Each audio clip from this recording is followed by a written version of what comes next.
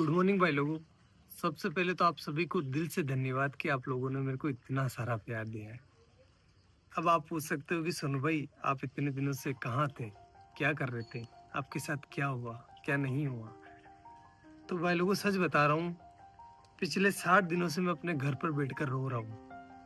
बहुत सारी anxiety feel कर रहा हूँ और बहुत कुछ हो रहा है, मतलब क्योंकि मेरी जिंदगी बर्बाद हो चुकी है। अब मेरे पास कुछ भी नहीं है करने को। क्या हुआ है मेरे साथ, कुछ अलग हुआ है मेरे साथ, जिस वजह से जो भी मैं था ना वो खत्म हो गया है। कैसे हुई है मेरी जिंदगी बर्बाद, ये जानना है आपको अगर, या फिर मेरे को मैं बताऊं कि मेरे को मैं बता सकता हूँ आपको कि मेरी जिंदगी कैसे बर्बाद हुई है, तो उसके लिए मेरी जिंदगी जाननी पड़ेगी कि सोनू ने स्ट्रगल करके क्या अपने जीवन में हासिल किया था और उसके पास अब वो नहीं है। सोनू जिंदा रहने के लिए भी संघर्ष करा है सोनू भाई ने, जिंदा रहने के लिए। तो मैं बताता हूँ आपको कि मेरी जिंदगी कैसी थी, तब आपको भी समझ में आएगा कि मैंने क्या खोया है और मैं ऐसा क्यों सोच रहा हूँ कि मेरी जिंदगी बर्बाद हो गई है। और सबकी शुरुआत होती है मेरे नाना जी के घर से, वहीं से शुरू करते हैं।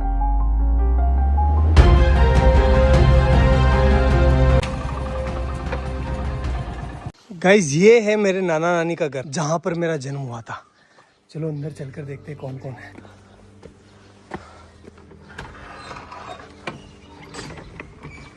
गाइस मामी है, मामी से बात करते हैं। दोग जी मामी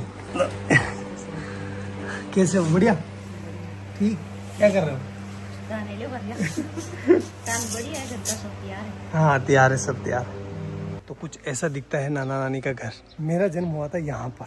पहले आपको पता है कि ना हॉस्पिटल वगैरह नहीं जाते थे, मतलब बच्चे जो है वो घर पर ही हो जाते थे। तो मेरा भी जन्म ऐसे ही हुआ है। मामी हम यहाँ कौन से कमरे में रहते थे पहले, जब मैं छोटा था ना, बच्चा था तब? इस वाले में। ये है वो रूम जहां पर हम बचपन में रहा करते थे, ये वाला। देखो आप, ये देखो इधर इधर इधर इधर। इस वाले रूम में जो है भेड़ और बकरियों के बच्चे रहा करते थे, क्योंकि बाहर कुत्ते मार देते थे ना, इसलिए।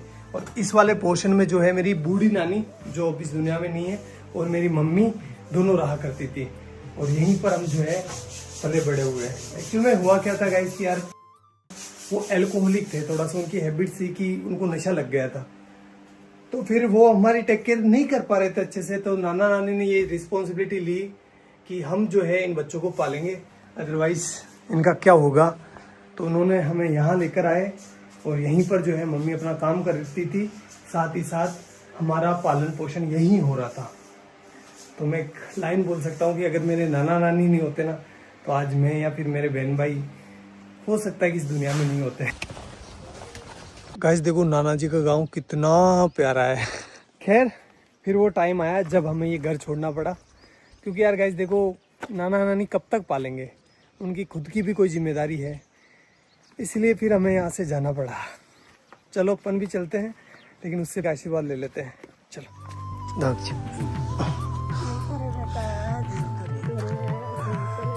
मेरी नानी है, आपको बाद में बताऊंगा इनके बारे में। और अपने गांव आते ही हमें घरेलू परिस्थितियों के कारण अपने घर नहीं घुसने दिया गया, इसलिए हमने बड़े पापा की कोठी का चुनाव किया। म्याऊ म्याऊ।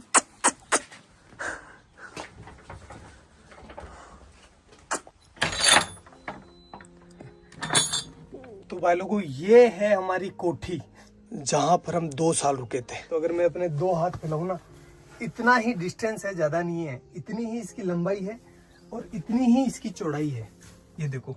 और हाइट आप देख सकते हो, बस इतना ही है। मेरी हाइट थोड़ी कम है, इस वजह से यहाँ पर जगह भी कम रह गई थी। केवल यहाँ पर एक छोटा सा मचान बिछाने के लिए जगह थी। और ऊपर से जो है बरसात का पानी टिपकता नहीं था, बरसात का पानी गिरता था, क्योंकि ये छत है ना थोड़ी नीचे है। और यहाँ पर आप देख सकते हो नीचे जो इसका फर्श है ना, फर्श वो बना हुआ था गोबर और मिट्टी का। इस वजह से यहाँ पर कभी कभी सांप आ जाया करते थे, अपने घर बना लिया करते थे। और भाई लोगों इस घर में हमें जिंदा रखने की जिम्मेदारी आ गई हमारे मम्मी के कंधों पर। और इस वजह से पहले भी काम किया उन्होंने, लेकिन उन्होंने 10 रुपए मजदूरी में काम चालू कर दिया। 10 रुपए में से 5 रुपए के वो हमारे लिए चावल लेकर आती थी। मैं लेकर आया हूँ आपको बताने के लिए कि उस टाइम कितने चावल आते थे। इतने चावल आते थे 5 रुपए के। तो इन चावलों से वो हमारा पेट भरती थी, तीनों बहन भाइयों का सॉरी, और खुद भूखी सो जाती थी कि मेरे बच्चों का पेट भर जाए, बस बहुत है, मैं तो निकाल लूंगी रात। और हम ना समझते उस टाइम, तो हम नहीं समझ पा रहे थे कि हमारी माँ जो है वो भूखी सो रही है। हम तो बस अपना पेट भरने का ध्यान दे रहे थे। लेकिन मेरी मम्मी जो है उस टाइम बिना कुछ खाए भूखी सो रही थी।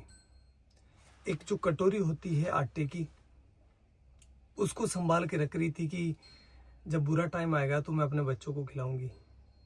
खुद कुछ नहीं खा रही थी, एक टाइम खाना खाती थी पूरे दिन में वो, और कंटिन्यूस काम कर रही थी वो।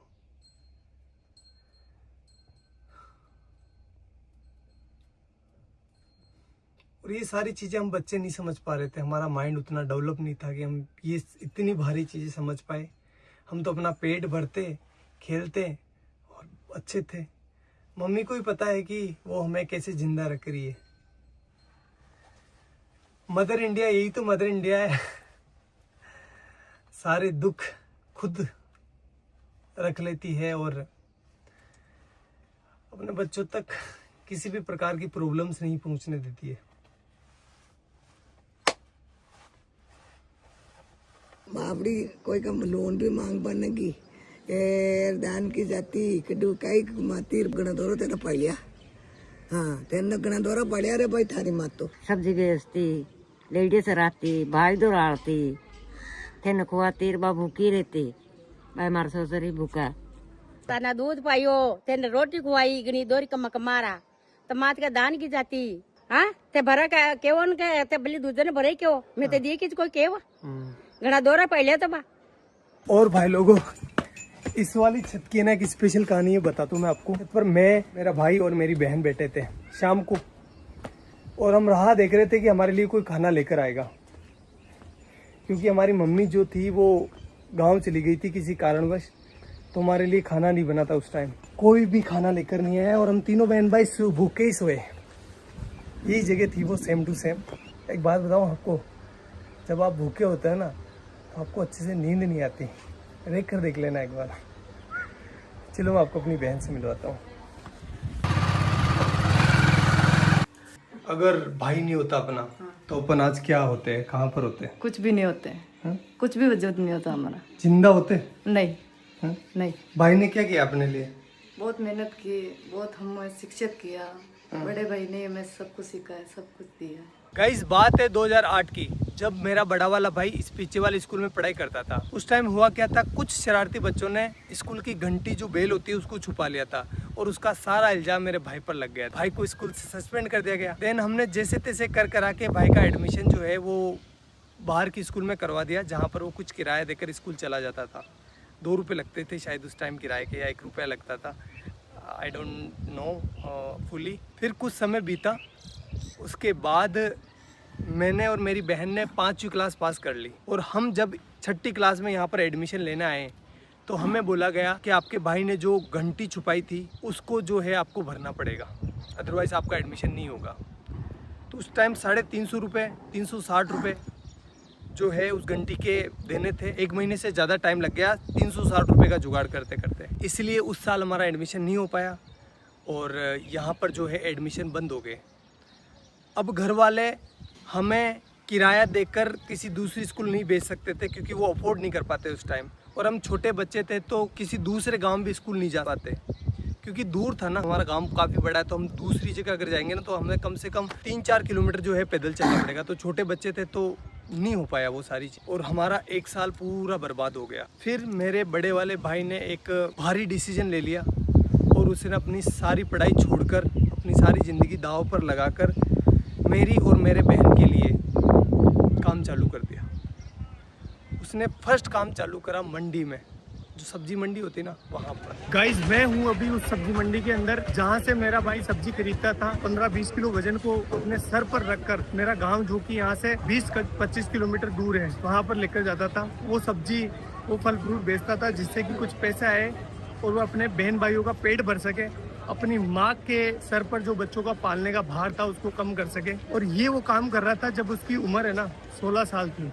वो बाल श्रम कर रहा था। क्यों? क्योंकि अपने बहन भाइयों को जिंदा रख सके और उनको अच्छी एजुकेशन दे सके। घर में कई सामान नहीं रहा तो दोनों मन भाई सब्जी ले जाता, मैं दोनों जेर बेच जाता। ये वो चौराहा है जहाँ पर मेरा भाई सब्जी लेकर उतरता था और उसे एक एक घर बेचने जाता था। चलो मैं आपको दिखाता हूँ कि वो इतना सारा वजन लेकर कितना पैदल चलता था।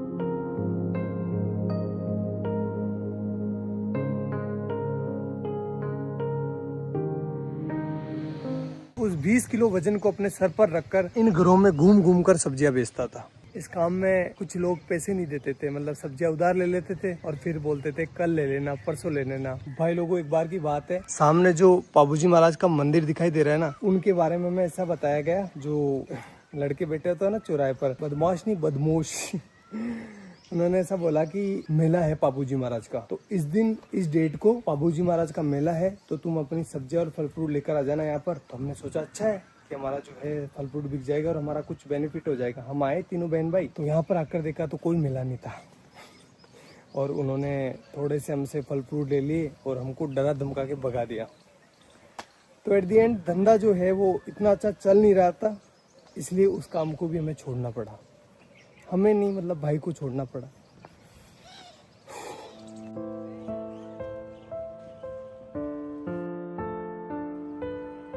और गाइस फिर मेरे भाई ने खिलौनों की दुकान पर काम चालू कर दिया, जहां पर उनकी सैलरी थी 50 रुपए पर डे, यानी 1500 रुपए पर मंथ।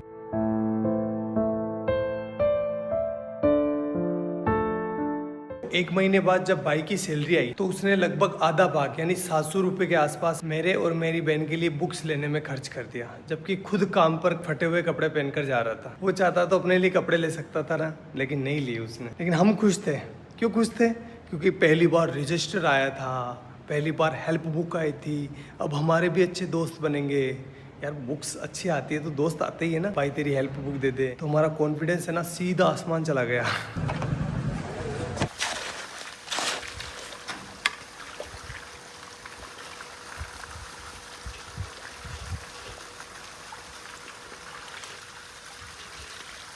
भाई लोगों अब मेरी बारी थी, जो भी मैंने लिया है ना उसको वापस रिटर्न करने की, इसलिए मैं काम करने लग गया।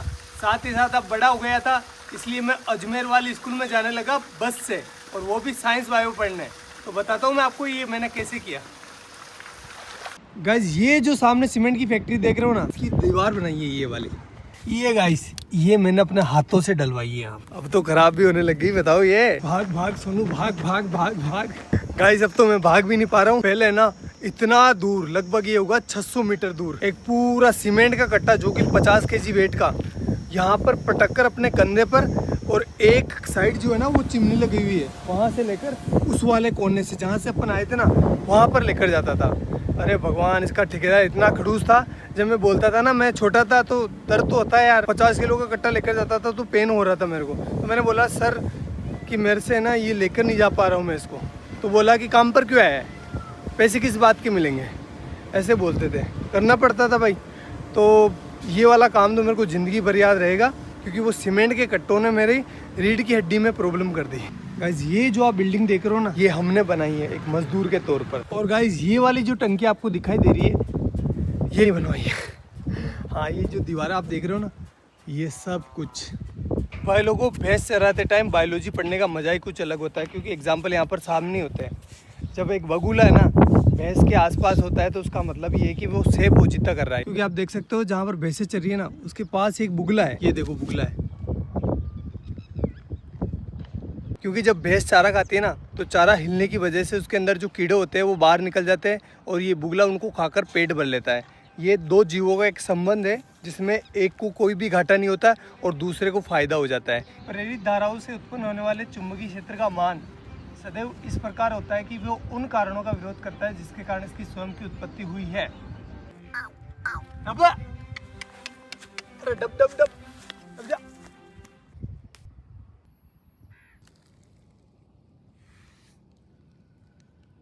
अब भाई लोगों, अब रिजल्ट का टाइम, लेकिन वो मैं यहाँ नहीं बताऊंगा, मैं बताऊंगा उस वाले पहाड़ के ऊपर। तो चलो चलते हैं।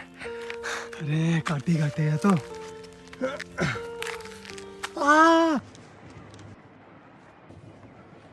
अब भाई लोगों, मेरा आ गया 12th का रिजल्ट। परसेंटेज तो कम ही बना है, फिर भी मैं आपको बता देता हूँ। ये देखो 77%, जिसमें से केमिस्ट्री में आए 93 डिक्टेशन और फिजिक्स में आए हैं 87 डिक्टेशन। भाई लोगों, ये मेरे परसेंटेज नहीं है, ये लेकर आया मेरे जीवन में कॉन्फिडेंस। अभी तक भी मेरे जीवन में कोई हार्ड काम आता है ना, तो मेरे को अंदर से आवाज़ होती है कि तू कर लेगा, डर मत, तू कर लेगा। लेकिन इस बार है ना, मेरे को सोनू का सूरज डूबता हुआ दिखाई दे रहा है।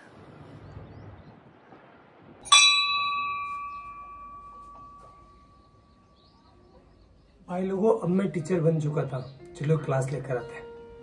हाइजेनबर्ग का अनसर्टेनिटी प्रिंसिपल, इसके बारे में अपन बात करने वाले हैं, ठीक है। चलो बताओ कहाँ पर जाकर गिरेगा। कि जब एक मार्कर मेरे हाथ से निकला ना, तो ऑटोमेटिकली आपकी नजर जो है मार्कर के ऊपर होती हुई आपको पता चल गया कि मार्कर कहाँ जा रहा है। इसकी पोजीशन पहले ये कहाँ पर है वो पता है, और इसकी स्पीड पता है, और ये किस डायरेक्शन में जा रहा है पता है, तो अपन इसका पाथ डिसाइड कर सकते हैं। एक इलेक्ट्रॉन को ये वरदान दिया है, भगवान ने ऐसा हाथ रखा, जा बेटा जा, इस दुनिया में जा, और तेरी है ना कोई इंसान एक टाइम पर ना तो तेरी पोजीशन मतलब दोनों को एक साथ पता नहीं कर सकता। फिर ऐसे करते करते मैं टीचर बन गया, और मेरे पास बहुत काम था। 3-4 कोचिंग ऑफलाइन जाता था, 1-2 ऑनलाइन थी, मतलब मस्त। और जो भी चीज़ें मैंने अपने परिवार के लिए सोची थी, भाई के लिए, मम्मी के लिए, वो मैं कर रहा था अच्छे से, कोई दिक्कत नहीं थी। उसी टाइम मेरे पास आया भैया का कॉल सीधा टीम से भैया का कॉल। इतना खुश हो गया था मैं यार, भैया का, इतने बड़े आदमी का कॉल डायरेक्ट आया था मेरे पास। तो फिर भैया का कॉल आया, और भैया ने बोला मेरे को, सोनू यार हमारे यहाँ पर है ना एक साइंस की लड़के की डिमांड है, तो तू आ सकता है क्या। मैंने बोला ठीक है भैया, मैं कर लूँगा, कोई दिक्कत नहीं है। तो फिर मैंने वहाँ पर मतलब ऑफिस में पार्ट टाइम जॉब चालू कर दिया। 2-3 घंटे के लिए जाता था, केमिस्ट्री से रिलेटेड और फिजिक्स से रिलेटेड, मतलब ऑल ओवर साइंस का काम मैं संभालने लगा। और ऐसे करते करते करते करते 2 महीने निकले। 2 महीने के बाद भैया ने आगे से बोला मेरे को कि सोनू तो ऐसा कर, फुल डे ज्वाइन कर ले, सारा दिन काम कर, और पॉसिबल है तो कर ले। घर वालों से बात करी, घर वालों ने, मेरे बड़े वाले भाई से मैंने पूछा, तो उसने कहा कि यार देख तू ज्वाइन कर ले, कोई दिक्कत नहीं, अपने ही गांव के तो कोई प्रॉब्लम नहीं होगी। मैंने कहा ठीक है कर लेता हूँ, इसमें क्या दिक्कत है, आपने बोल दिया तो वो सब आपसे आगे क्या है, कोई नहीं, कुछ नहीं है। ऐसा करके मैंने टीम को ज्वाइन कर लिया, और फिर मेरा अच्छा शानदार टाइम आया। मैं बहुत अच्छा काम कर रहा था सभी चीज़ों में, मतलब पहले मैं साइंस से जुड़ा था, लेकिन अब मैं जो है ना वीडियो का एडिशन हो गया, और भी बहुत सारी चीज़ें हो गई। कैमरा के पीछे बहुत सारी चीज़ें चलती है ना, मतलब पत्थर उठाना खड्डे खोदना, सारे काम जो भी हो सकता है सब कुछ कर रहा था। Everything I can do, I do that. Best चल रहा था, कोई प्रॉब्लम नहीं थी, अच्छी चीज़ें हो रही थी, शानदार, हर एक चीज़ में शानदार एफर्ट लगा रहा था। जो मतलब एक वीडियो आपको लगता है कि बहुत ईजी होता है, लेकिन ईजी नहीं होता, बहुत हार्ड काम है एक वीडियो को बनाना। जैसे एग्जांपल के तौर पर मैं बोलूँ तो जो बनाना है ना, बनाना से पोटेशियम निकाला था, आपको याद होगा, वो 20-23 मिनट की वीडियो थी, अच्छी भी चली थी वो वीडियो। उस वीडियो को मैं संभाल रहा था पीछे, उसका सारा केमिस्ट्री मैं संभाल रहा था। उस वीडियो को गाइस शूट करते करते 2 से 3 महीने निकल गए, इतना एफर्ट लगाया इस पर, और वीडियो चली भी सही, आपका प्यार भी दिखा उसमें। तो ये तो एक एग्जांपल है, बाकी बहुत सारे काम किए, जैसे डायमंड वाला, और भी बहुत सारे साइंस के सारे प्रोजेक्ट थे ना, वो मैं हैंडल करता था बिहाइंड द कैमरा, और चीज़ें अच्छी चल रही थी, मतलब कोई दिक्कत नहीं था, सब कुछ शानदार था। मैं सारे कंपनी के रूल एंड रेगुलेशंस फॉलो कर रहा था, मेरी अटेंडेंस की भी कमी नहीं थी, हर एक चीज़ बेस्ट थी। और मैं भैया की इतनी रेस्पेक्ट करता हूँ, आज भी करता हूँ, कि भैया के सामने कभी ऐसा टाइम था मैं चेयर पर नहीं बैठता था। मतलब मुझे लगता था कि नहीं, मेरी औकात नहीं इनके बराबर बैठने की। और आज तक मैं उनसे हैंडशेक नहीं करता। जब भी वो कुछ अच्छी चीज़ करते ना तो वो हैंडशेक करते थे। मैंने मतलब मेरा ऐसा था कि नहीं यार, भैया से हैंडशेक कैसे कर सकते हैं अपन। मैं उनके पैर छूता था, इतनी इस लेवल पर रेस्पेक्ट कर रहा था मैं। सब कुछ चीज़ें शानदार चल रही थी, कोई भी प्रॉब्लम नहीं थी किसी भी प्रकार से। अभी 2-3 महीने पहले ही मेरे साथ कुछ ऐसा हुआ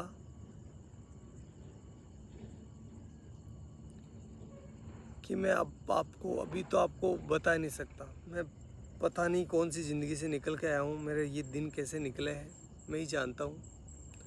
वो तो आप लोगों का प्यार है और घर वालों का प्यार है, लेकिन मैं एक बहुत हार्ड टाइम से निकला हूँ। तो मैं कुछ बोलकर क्योंकि मेरी मेंटल हेल्थ और मेरी इमोशनल हेल्थ दोनों ही ठीक नहीं अभी। मैं और इसको ख़राब नहीं करना चाहता। और अब जो है मेरी ज़िंदगी ख़राब हो गई है, बर्बाद हो गई है पूरी।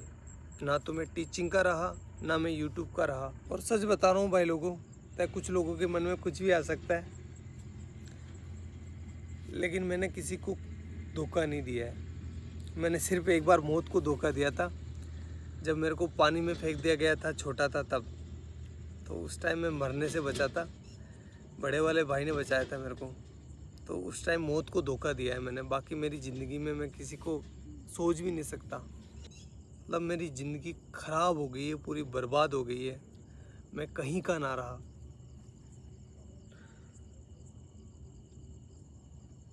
लेकिन घर वालों को वो चीज़ें नहीं दिखा सकता मैं।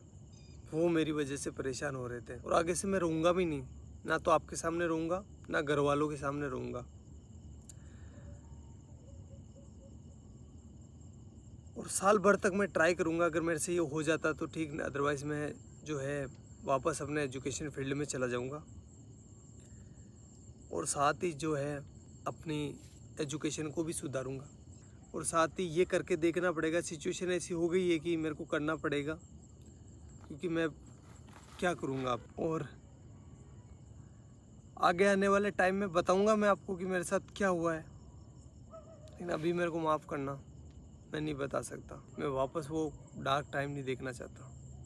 आगे जाकर बताऊँगा, मैं पक्का बताऊँगा, लेकिन अभी नहीं। हाथ जोड़कर रिक्वेस्ट है।